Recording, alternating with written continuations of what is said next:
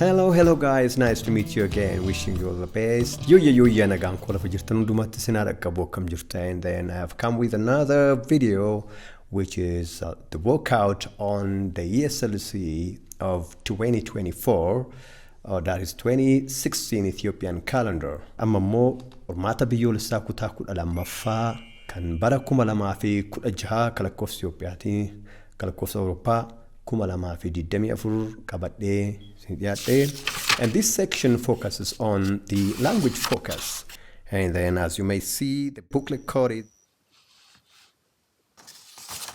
akkuma gartanu language focus ka jedhu kuni tokko hanga 28 jira jechuudha. This code of ESSLCE starts with language focus questions from 1 up to 28.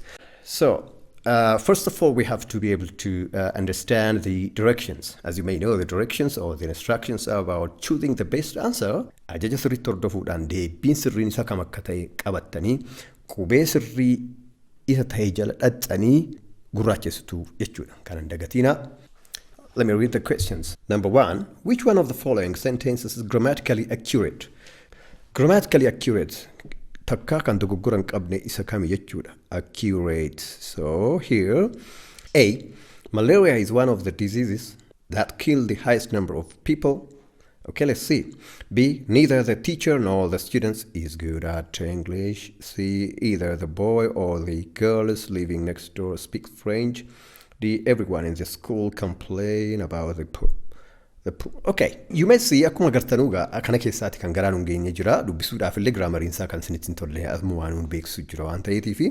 Let's take A. Malaria singular, one of the diseases. Diseases jennaan that kill. Right, diseases kill. First person, second person, third person singular, plural jenne ugalaalu keessatti. Only the third person singular nouns take verb S. In which tense? In the simple present tense. So neither the teacher nor the students jennan. The students jennan, neither the teacher nor the students are jechuu qaba ture asitti. Okay, see, either the boy or the girl is living next door speaks. Okay, either the boy or the girl is jennan speak. Ta'uu qaba malee speaks ta'uu hin qabu, because either or, neither nor ka jedhu keessatti maal ta'a jechuudha. The verb agrees with the nearest subject. D, everyone in the school complain about. Everyone in the school complains. Everyone goes, everyone comes, everyone calls, everyone writes or studies. Not everyone complain, not everyone go. No, because everyone goes, everyone complains. So the answer is, as you may see, the accurate one is A. Malaria is one of the diseases. Diseases are there, so diseases is plural, and then it takes kill. It takes kill. Good. And number 2, Alex joined the natural sciences stream when he was in grade 10 because his father wanted him to be a doctor. His father wanted Alex to be a doctor. His father wanted Alex to be a doctor. Now he is in grade 12 and he feels he is more talented in the arts. Alex kutaa kudhan baratu abbaa isaatu natural science seeniti doctor naaf tahi jedheen. Alex amma kutaa 12 barataa. Kutaa 12 san taa'ee maal fiil gochaa jira, artii takka cimaa ta'ee of ilaalaa jira jechuudha. Kun maal agarsiisuuf maal nu gaafachuuf deema maanu yoo barre. Waa'ee gaabbiiti. It's about what regret about conditional sentence ta'uu danda'a. So we have to know. Osoo filannoo isaa biran gahin akkanumatti iyyuu asii waan nu galuu qabaa jechuudha jalqabumattu.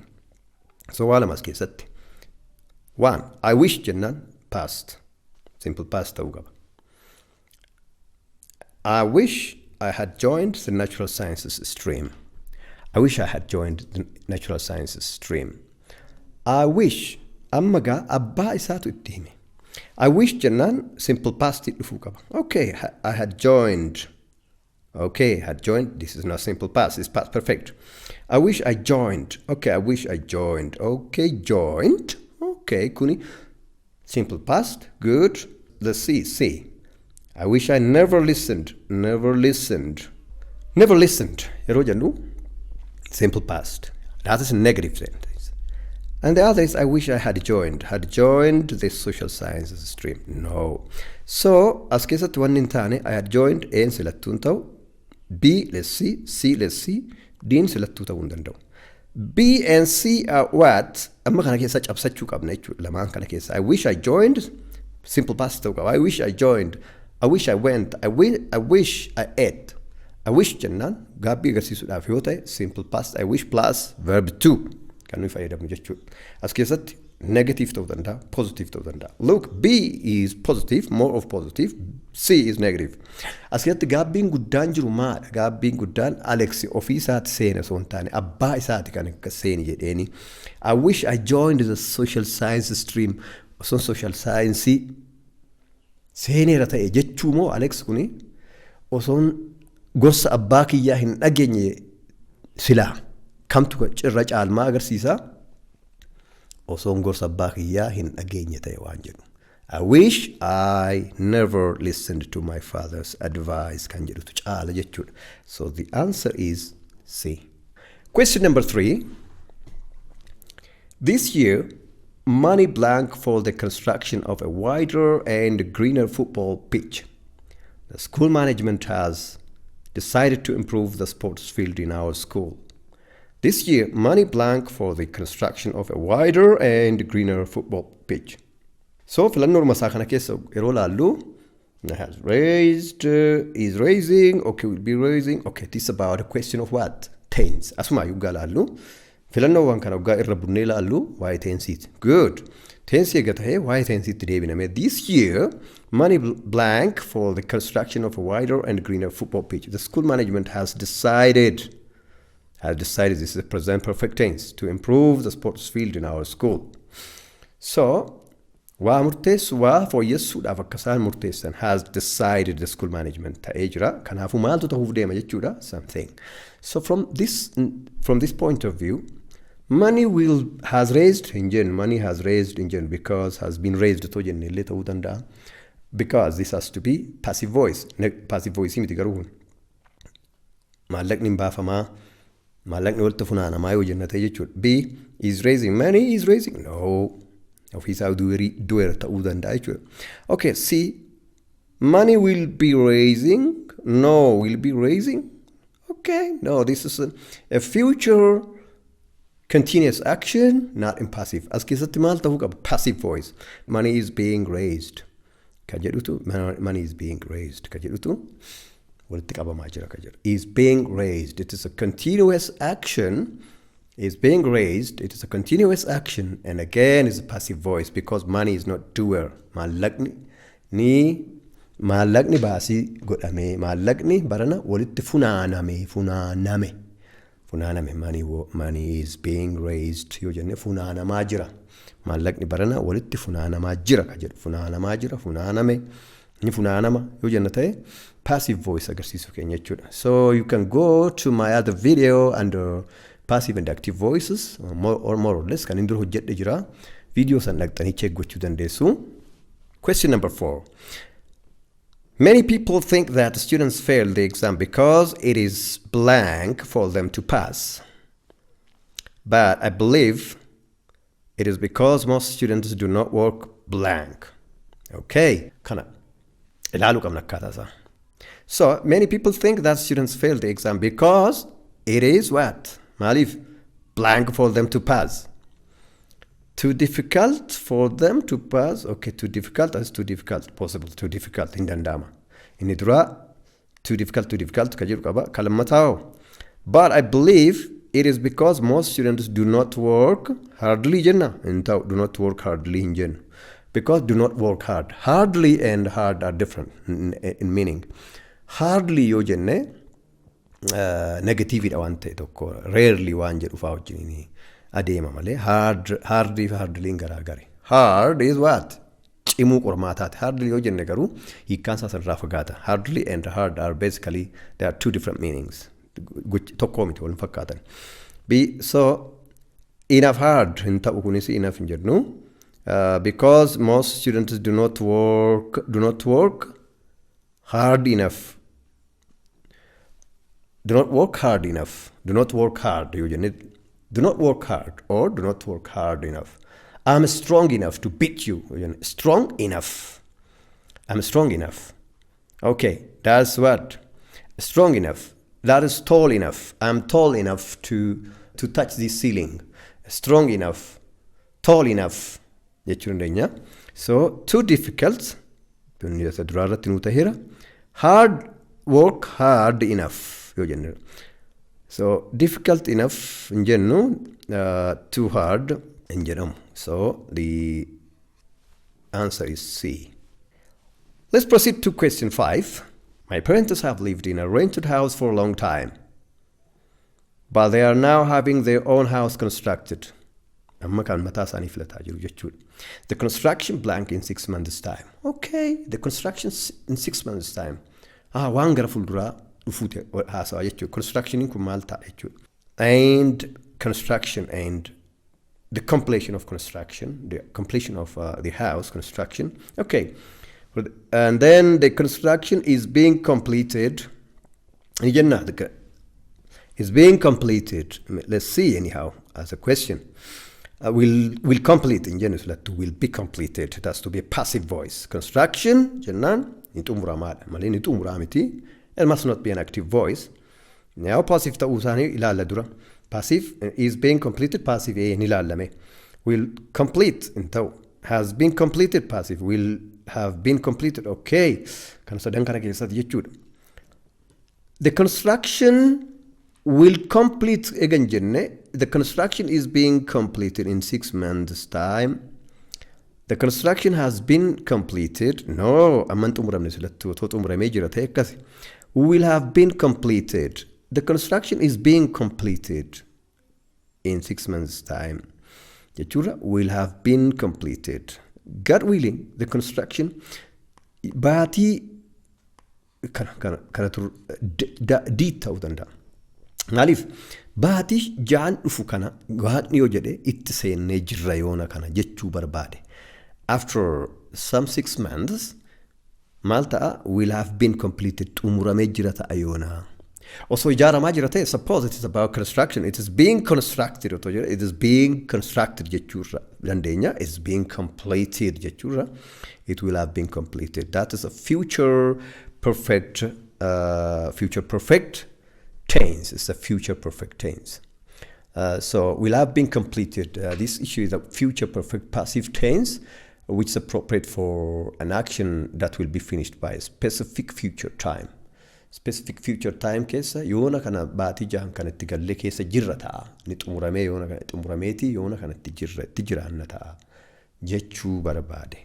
Is being completed ka jedhu kuni isatti dhiyaata. Garuu is being constructed osoo jedha tahee ni ta'a jechuudha. Okay. Question number 6.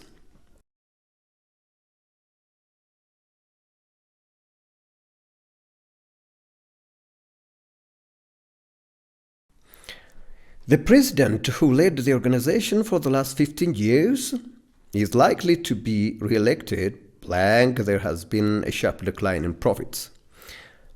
Re-elected, blank, there has been a sharp, in spite of there has been, in general, in spite of there has been, despite there has been, okay, let's see, anyhow, see, in spite of the fact that there has been, re-elected in spite of the fact that there has been, okay, let's see, good. Despite of their in jedhamu. Okay, kan nu dogoggorsaa jiru B and C adda baafanna fakkeenyaaf. Despite there has been in jedhamu. Despite plus now need to fudge. Despite his foolishness, despite his cleverness, despite his strengths, to jedhatee ta'uu danda'a. In spite of the fact that there has been sharp decline in profits. Kanaafu that is about close it close to isa hordofeetaa jechuudha. In spite of the fact that, despite the fact, isa kana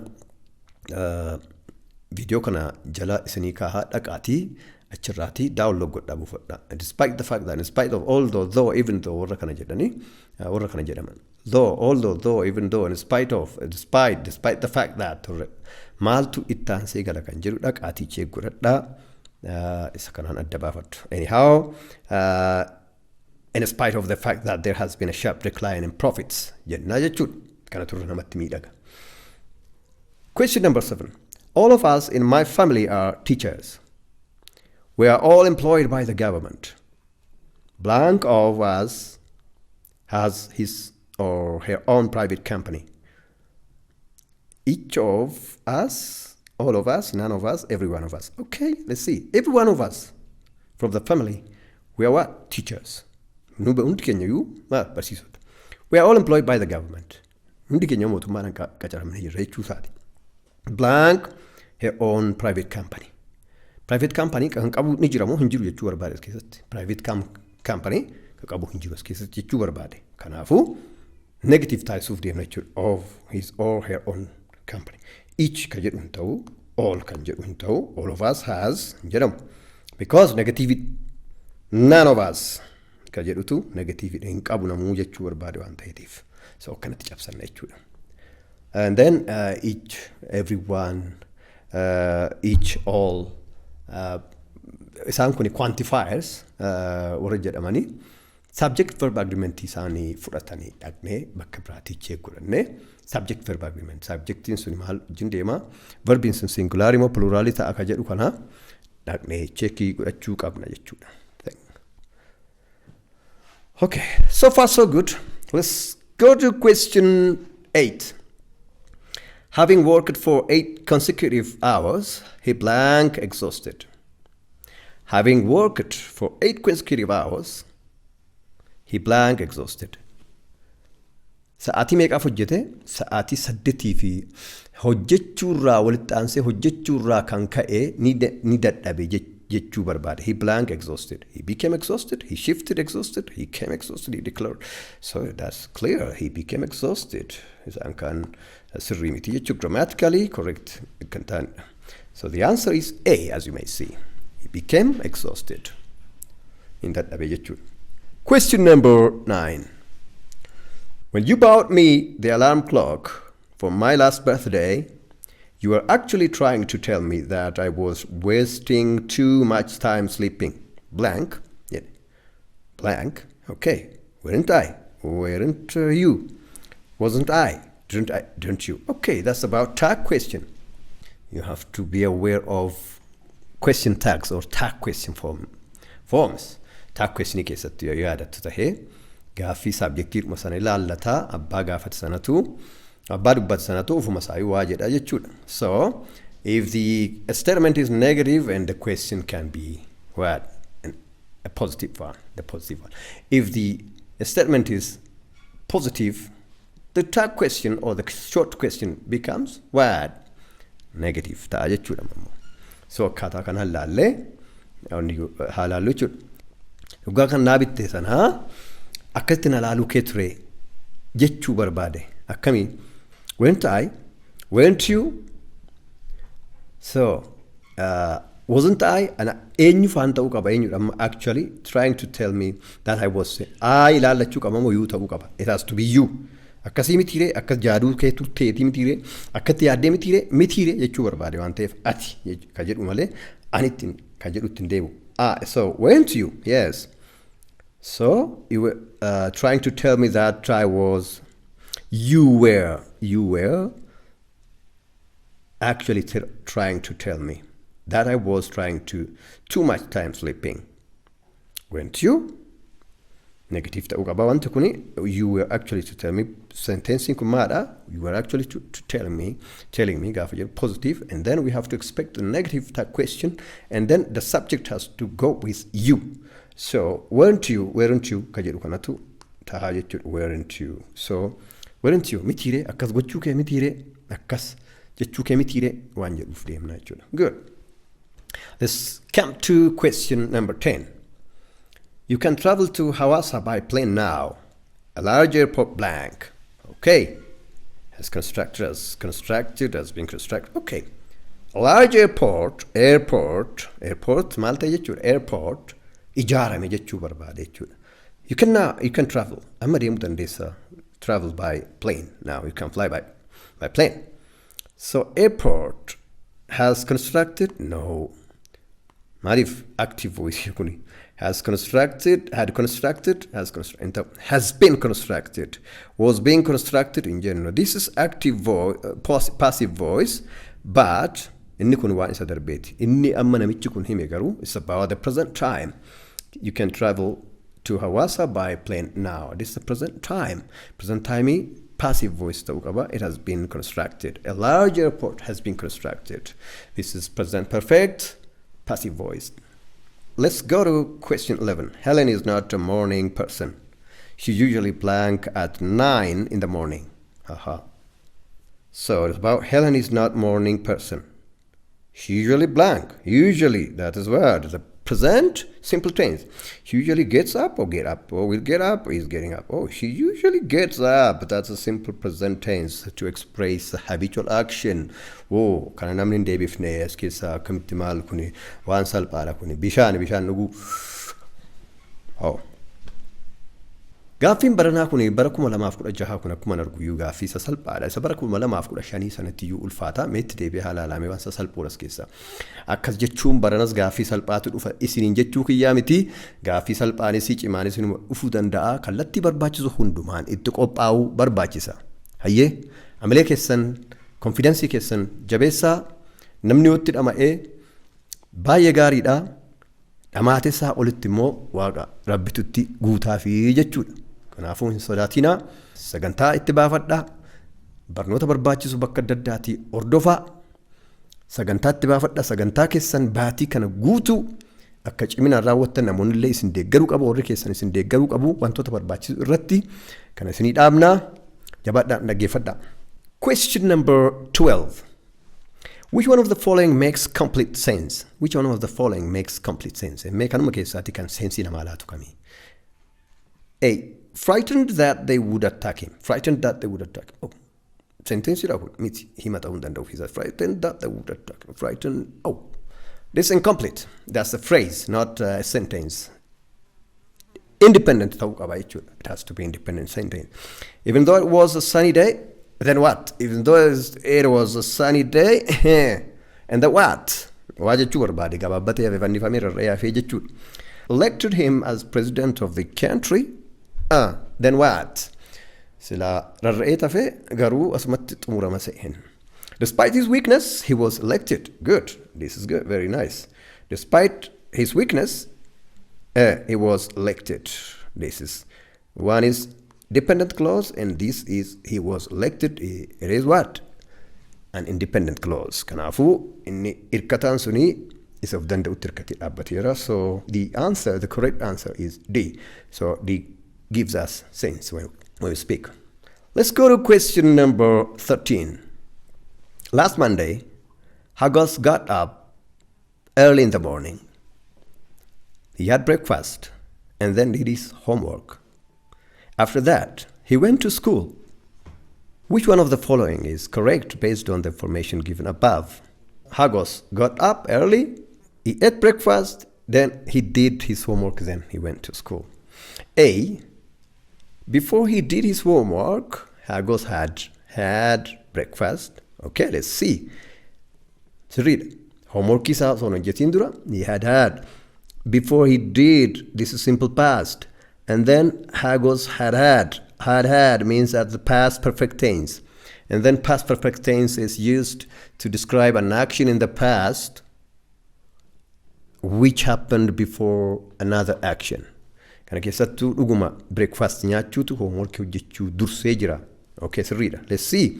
Being jiraare, he had breakfast after doing his homework. No, wrong. Hagos went to school without doing his no. Hagos had done his homework before he had breakfast. Oh, breakfast sa nyaateet kan hojjete. Information kun akkaataa himameen kun hundiyyuu sirrii mitiiti. So, and all this is wrong, except that A is correct. So question number 13, the answer is A. Question number 14. If you hit ice, it blank. If you hit ice, blank. It will melt, it melts, would have melted, would melt. Okay, if you hit ice, this is zero conditional sentence. Zero conditional sentence tells us about scientific factors or general truths. Zero conditional sentence. It has the formula both in the if clause and the main clause. It takes the simple present tense.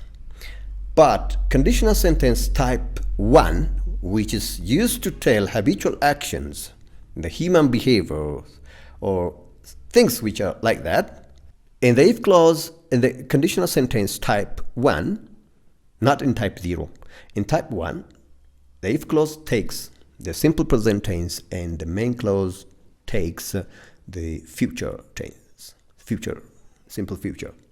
So here, this is conditional sentence type 0. Type 0 ta'uusaa maaliin barraa? If you heat ice, it melts. If you add oil on water, it floats. It will float in jen. Okay? It melts jen. Usually. But a special condition ta'e tokko qofatti waan san general truths irraa fageessuu yoo barbaanne will jenna malee normally wanta scientific ta'e bakkee jiru tokko if clause simple present. In the if clause, simple present. In the main clause, simple present for a. If you heat ice, it melts. It melts. It singular. It melts. So the answer is B. Question number 15. Sarah left for America 16 years ago and started living there. He is now an American and only visits Ethiopia once in a while. Which one of the following statements is correct about Sarah? She doesn't frequently come to Ethiopia. So, based on this information, which is correct, A, Sarah has lived in America for 16 years. Look, Sarah left 16 years ago. Waggaa 16 dura achi deemte. Achi jiraatti. Amma Itoophiyaa dabree malee dhuftu. Kanaafuu maal kam sirriidha? Sarah has lived in America for 16 years. Yes. Egachi deemte waggaa 16 jiraatte. Has lived, this is a present perfect tense and it shows her status at this time even. Ammallee achuma jirti jechuudha. Present perfect. Ittuma fufee jira waan kun. B, Sarah has lived in America since 16 years. Since 16 years jenna, since for 16 years to jenne illee ta'u. For 16 years or since 1972, since 1980s jenna malee for grammatically this is not correct, this is not acceptable. See, Sarah lived in America for 16 years. Sarah lived in America. Jiraatte turte jechuudha. Ammoo tarii Itoophiyaatti as deebitee ta'uu danda'a because it's about simple past. Simple past tells us about some action which happened in the past time. Sarah lived in America. Achi jiraattee turte. Tarii amma immoo asuma Itoophiyaa jirti ta'uu danda'a. Jechuu isaati akka kana.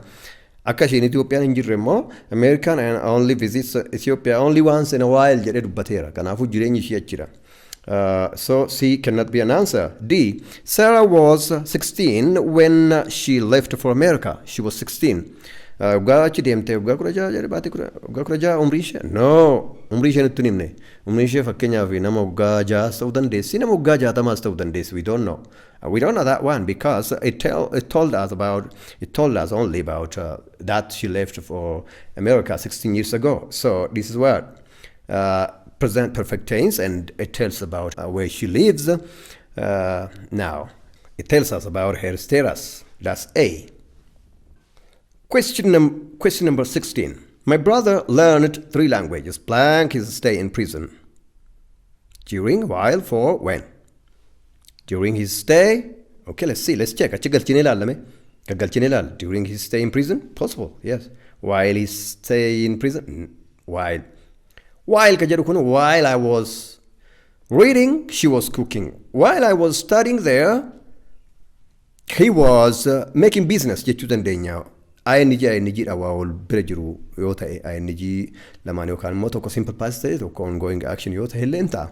Garuu while ka jedhu kun ammatti hin ta'u iddoo kana. For his stay in prison? No, businessii biraatiif miti actionidha kun. Jedhuu danda'ama garuu, but this is an action. Not it's a kind of noun. It's not noun now. Noun garuu kuni isa wajjin galuu danda'u kun. D, when he stayed so jedhee ta'uu danda'a. While his stay in ta'uu kuni during his stay in prison jechuu dandeenya jechuudha. During yoo jenne maal fayyada? During is a preposition.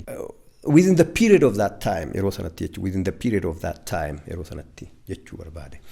Question number 17. The wet season last year was long and depressing. Not only did it rain, blank, but it was also cold and windy. Not only did it rain, but it was also cold and windy. Cold and windy. Cold in qorrasi waan biraa jechuu barbaada in qorras negatiivii waan ta'e tokko jira. Not only did it rain hardly, no. Did it rain heavily? Let's see. B. Did it rain roughly? No, roughly in general. Did it rain greatly? No. Collocation waan jedhu laaluu qabna. Collocation, the going together of words. It rained, yeroo baay'ee maal jenna? Rain, heavy rain jenna. It rained heavily ka jedhu turre ta'a. Hardly ka jedhu filattuu hiikkaansaa as keessatti kana miti jechuudha. Question number 18. An important message blank on the famous journalist's burial ceremony by the manager of the organization for which he worked. An important message blank had transmitted, was being transmitted. Okay, kun maal nu gaafate jechuudha? Passive voice ta'uu qaba. Ergaa dabarfame jechuudha. Okay, passive voice yoo ta'e had transmitted in ta'u active voice. Transmitted active voice ta'uu isaati. Was being transmitted passive voice. D was transmitted. Okay, lamaanuu passive. Okay, kana keessaa filuu qabna jechuudha. An important message was transmitted or was being transmitted jenname. Dabarfamaa ture jennamoo dabarfamee ture. On the famous journalist's burial ceremony by the manager of the organization for which he worked. As keessatti continuity sababatti continuity gaafannu jira hin jiru. Was being transmitted jechuun dabarfamaa ture. An important message blank on the famous journalist's burial ceremony by the manager of the organization for which he worked. Osoo fakkeenyaaf TVdhaan dabarfamaa ture jedhee tahee was being transmitted osoo jennee hin dandeenya jechuudha. Garuu waa'ee TVdhaan dabarsuu hin keenya du'a joornaalistichaa qofa kaa'e malee. Was being transmitted hin jennu then was transmitted isa jedhutu irra faayidaa nu amansiisa jechuudha. The answer is D because there is no reason that we have to mention the action was ongoing. Ongoing action ta'uusaa osoo hin taane past ta'uusaa isaatiin beekna jechuudha. It is simple past passive. Question number 19. My son intends blank economics when he joins university. Intends to study, studying, to have studied, study. Intends to study, intends to study. This is what? Gerund and infinitives. Some of the verbs are followed by gerund, some of them by infinitives. Qormaata armaan duraa isa waggaa 2015 san keessatti gerundi dhufe as keessatti immoo infinitive ta'uusa. Intends to bring, intends to study, intends to go, intends going, studying hin jennu. So this verb intends ka jedhu kuni it is followed by an infinitive to study. So my son intends to study economics when he joins university. So that's very nice. Well and good. Let's proceed to question 20. The first thing you should do when you do a reading test is read the questions you are going to answer. Blank, you should read the text quickly to get the general idea. After then, while walqabsiistonni dhugaa walitti dhufanii yaanni inni dura jiruu fi inni amma jiru kuni wal faallesuuf deema moo wal deeggaruuf deema waan jedhu sana qabachuu qabna jechuudha. The first thing that you should do when you do a reading test is read the questions you are going to answer. Achi boodoo blank. You should read the text quickly to get the general idea. After jenna into after that otoo ta'e illee ta'a jiru. Then okay be ilalla. While into kobasa while you do something kobasa kanatti galuu hin danda'u jechuudha. Koma dhaan kobasa jiru. So because otoo wal jedhamu however yet or kanaafaa ta'e malee kun hin ta'u. Instead you should read the text quickly to get the general idea. Instead jedhame akkanas ta'uu danda'a structuring isaa. But instead yoo jenne wal faallesuuf deema. Kanatti gochuu qabdu kana osoo hin taane habiraa gochuu qabda jechuudha. But here maadha yaanni sentensii inni dura keessaa fi inni boodarraa wal deeggarutti jiru. Osoo waliin deeggarree silaa waan wal dhiitan waan walitti hin taane osoo ta'e instead jechuu dandeenya jechuudha. Then ka jedhu kanatu sirriidha jechuudha. So the answer is B. Okay, question 21. He wrote the essay carelessly, The teacher couldn't read it. Which one of the following sentences combines these two sentences correctly? He wrote the essay carelessly. The teacher couldn't read it. Kun maal wal faallessamoo wal deeggara? Wal faallessuuf deema. Wal faallessamoo wal deeggara kun wal deeggara. It's because that he wrote the essay carelessly and then maal fide jechuudha. Inni sirriitti hin barreessine barsiisaan dubbisuu hin dandeenye. Inni sirriitti waan hin barreessineefu barsiisaan suni dubbisuu dadhabe waan jedhuuf deemaa jechuudha. So, let's see. Following sentence combines these two sentences correctly. Anama filannoo isaa hin laalle, filannoo isaa hin laalle ta'e jalqabumatti maal gaafachuuf deema waan jedhu kanan laalaa jechuudha. A. He wrote the essay so carelessly as he didn't want the teacher to read it. Ergaansa kana. As he didn't want the teacher to read it. Okay, kun waltin uf waan tokko nimu kun. Waa waliin himu waa wal diigu ta'a jechuudha. B. He wrote the essay carelessly so that the teacher couldn't read it. Ergaansa takkana nimu. Waan biraati hiikkaansaa godhu. So that, okay, so that. He wrote the essay such carelessly that the teacher couldn't read it. Okay. Inni carelessly waan barreessee fi barsiisaan suni sababa kanaan ka'ee dubbisuu dadhabee jechuu barbaade. Okay, this is promising. D. He wrote the essay so carelessly that the teacher couldn't read it. Okay. He wrote the essay so carelessly that the teacher couldn't read it. Okay, good. D is okay. This all kunis fakkaata. Let's see. He wrote the essay such carelessly that the teacher couldn't read it. Such carelessly jenne grammariin kun xiqqoo ishii iddoo kana irratti rakkoo qabdi jechuudha. So something that jechuu dandeenya. Or such what? Such a dash, such a tall man that, such a tall man that he could touch the ceiling, such a tall man that, such, so that, and such a. Wanni jedhaman kuni waan hordofsiisan qabu jechuudha.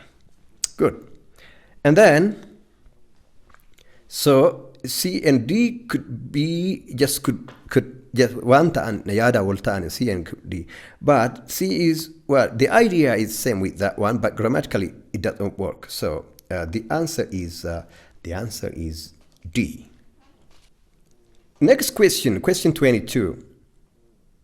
My spoken English has been improved a lot because I blank English classes in the evenings consecutively for 6 months. Okay, there is an improvement of English, and there is again the attending of classes consecutively for 6 months. Kanafu mala just wal falles osoo hin taane kun cause effect relationship in tokko jira jechuudha waa walitti dhufee jira jechuudha. Because I blank English classes, because ammaga kun maal ta'uuf deema passive voice and active voice. Because I blank English classes, I active voice ta'uu qaba. I have been attended attended I have been attending kun ninta I have been attending for 6 months. Good. I have been being attended. No, have been being. No, no such thing. I positive I active voice it I jede attend gochaan ture jechuuf. Because that I is the doer now. Have been attending. Anyhow, what we have to find out is about I. The I is the subject and the doer, and the verb which fulfills this blank space is an active verb. Good. So the answer is B. Question 23. Muna told her teacher that she blanked the whole night, and that was why she was not as attentive as she usually was.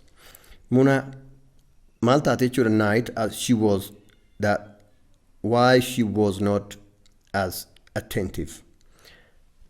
Munaan waa hojjetteetti isa dura waa ta'ee jira jechuudha. Attentive hin turre. Maaliif isa dura waatu ta'e? Maal goote jechuudha? Irra afaan turre halkan taa'aa turte jechuudha isa dura. So, two actions. The two actions are in past. Then action inni dura raawwate sun maal ta'uu qaba? Past perfect tense ta'uu qaba jechuudha. As keessa maaltu jira? Was not attentive. Inni kuni simple past dha. And then the action before that has to be what kind of action? It has to be expressed in the past perfect tense. Past perfect tense irratti faayidaa isaa, formula isaa akkamitti akka hojjetamu, akkamitti akka dubbatamu irratti xiyyeeffadhaa hojjedha by the way. Repeatedly dhufaa jira. Had been reading. So maal ta'e? Had been had been. Past perfect. Plus, isa dura continuity qabaachuu isaati immoo jira jechuudha. Had been, past perfect continuous. Tahuu qaba. So the answer is D. The answer is D. Okay. Question 24. Thanks to technology, we carry a lot of cash with us when we go shopping. We can use mobile banking to make payments. Thanks to technology, we don't. Okay. We don't have to carry. Okay, good. We haven't to. Okay, no, this doesn't work. We ought not to. Ought not. Okay, it seems grammatical. Ought not to. And you'll see your grammatical fakkata garu. Ought not. Okay, let's see for the time being. We must carry. No. Baachun qabnu jedha master jenna negative ta. So mal gone chuda D and have to be cancel out gone rechud. We don't have to. Okay, good. We ought not to. Ought not kan jedhu dirqama lammummaa yookaan wanta tokko wanta moral obligation, something which you have to do, something which is expected from you as a citizen or as a rich person or as a teacher, what you have to do for your students. Ought to kan jedhu kanita. But we don't have to, necessity. Number baachisu maallaqa technology jira waan ta'eetii fi kiisitti baasu yookaan gippiitti baachuu number baachisu waan jirudha. So it is what there is necessity in ta'u. We don't have to carry. We don't have to do that. What you move maal rakkise baachuun dirqama miti yoo jenna ta'e jechuudha. We don't have to. You don't have to do this jennaan kun gochuun maal sin barbaachisu jechuudha. Sirraan eegamoo sonda sin barbaachisu. We ought to kan waan sirraa eegama jechuu fi sirraa barbaadama sin barbaachisu sirraan eegamuun gargari. Okay, this is about modal verbs, and go and check about modal verbs, and I will try to add more elaborations as third part of this video to my YouTube. Laqati modal verbs ka jedhu jala ilala iddo kaanii kitaabota sin barbaachisu irraallee akkuma kanatti qabadha. Question number 25. Last week, I found a mobile phone around the entrance at Sheraton Hotel. As I didn't know blank it was, I gave it to the receptionist. As I didn't know where it was, whose it was, whom it was. Okay.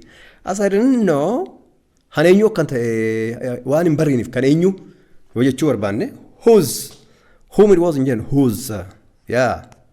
Whom jennaan whom kabrati, whom means the objective form. He's the one whom I love. He's the one whom I want to help. Jechuu dandeenya. Formal verb. He's the one who I want to help. He's the one who I want to speak to. Informal case ta'uu danda'a. Whom ka jedhu kan, but this is more formal English. Whom ka jedhu tarii yoo baay'ee isaa baruu barbaaddan jechuudha. But this one kan eenyu akka ta'e hin barree, kan eenyu akka ta'e baruu hin barree. I don't know whose it is. I don't know whose it was. Whose. That's not a big question as such. Ulfaataa miti. Who, whom, pronouns warra akkanii kana, pronoun warra akkanaa dhaqaatii check godhadhaa. Lala, just check it. Okay, question 26. If Sophia worked hard, she blank good marks. If Sophia worked hard, that is what? A past action as if clause. Worked hard, she what? She would have got, no. Would get, yes. Akkarmattiyu conditional sentence type 2 yote she would get. Conditional if worked hard. If Sophia had worked hard to jenne garu, she would have got ta'uu danda'a ture. The answer is D. Question 27. Which one of the following words does not have a prefix? Prefix, suffix, waan jedhamu kana yaadachuu qabdu. Prefixes and suffixes are just, they are morphemes, they can change the meaning, they can give another meaning. Prefix jechuun jalqabarra maaltu dabalame. Suffix yoo jenne dhumarra maaltu dabalame, gidduudha maaltu dabalame akka afaan Oromootitti jijjira. So you have to know, for example, D yoo jenne fakkeenyaaf akkana D yoo jenne itti dabalee fakkeenyaaf construct yoo jenne deconstruct yoo jenne kan biraati. Correct yoo jenne incorrect yoo ta'uu danda'a. Which one of the following words does not have a prefix? Decorate, devalue yoo jenne devalue, B, D and value. Midday jennaan mid plus day gargar hirama. Bicycle jennaan by, it means to, and cycle, bicycle, two words. Decorate. Decorate ka jedhu kuni D irraa ka'ee waan jedhe wayii fakkaata. D irraa ka'ee waan jedhe fakkaata. But decorate ka jedhu kuni hin qabu. Ofuma isaatii waan kana fakkaatu. Decorate waan jedhu malee D otoo corate ka jedhu kanatti hiikaa hin kennu. Kanaafi this is not a suffix, prefix. It doesn't have a prefix. The answer is A. 28. Lions can easily kill buffaloes. Not because lions are stronger, but because they are, one, more intelligent, much intelligent, Oh, this is about superlative and comparative degrees, okay? There are two groups. One, the group of what? The group of lions are there, and the group of buffaloes are there. Kan lama wal dorgomsiisna jechuudha. Lamaan keessaatis groupiin lionii jira, groupiin buffalo as jira jechuudha. So it's about comparing two things, and that is a comparative and a comparative. Then more intelligent kan jedhu kanatu ta'a jechuudha. Most intelligent jechuu hin dandeenyu because about bineensota warra kan illee osoo jira. There's a poll, there are different animals, like 3 or 4 groups of animals have been kept here. We would have said this one. Kapra ejenna ture sila. Amaadha jechuudha. Garee laayiniidhaa fi garee buffalo kana wal dorgomsiise jechuudha. So that's more intelligent. These are the questions. Aga ammaatitti bareechitanii na hordofuu keessaniitii fi baay'een isin galateeffadhaa. Gaaffilee jiran akka bareechistanii hojjettan ammaa booda galgala torbanitti yoo xiqqaate al takka live everyday English for Oromiyaa irratti wal argina. Gaaffilee Ingiliffaa hojjettanii dhibbaa akka isin argattan hawwii guddaan qabaa. Jabaannee waliin hojjennaati. Hanga qormaata kana jala geessanitti isin waliin dalagaa, isin jabeessuudhaaf, isin cimsuudhaaf, akkasumas immoo share, like, subscribe godhaa. Waan jiru hundaan nu jabeessaa. Chaanaliin kun waan deeggarsa keessanii kun hangana ga'eera. Ammallee chaanaliin kun isin haa guddatu waan irratti fayyadamtanidha. Armaan booda addaan hin ciccitu. Already kanaan dura wantoota meeshaalee caccabaa, dadhabaa wayiitu na rakkisaa ture, amma waan gaariitti dhufnee jirra. Thanks, and I wish you 100% performance in your national examination and wish you all the best. See you.